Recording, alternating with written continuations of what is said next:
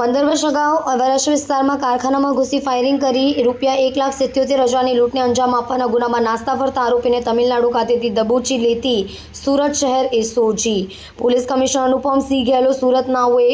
ગુજરાત રાજ્યના અને અન્ય રાજ્યમાં નોંધાયેલ ગુનાઓમાં નાસ્તા ફરતા આરોપીઓને પકડી પાડવા માટે સૂચના આપી હોય તે દરમિયાન ASI જલુભાઈ Maganbhai, head constable Ramjibhai મોહનભાઈને મળેલ બાતમીને આધારે વરાછા પોલીસ સ્ટેશન ગુના રજિસ્ટર 228/2011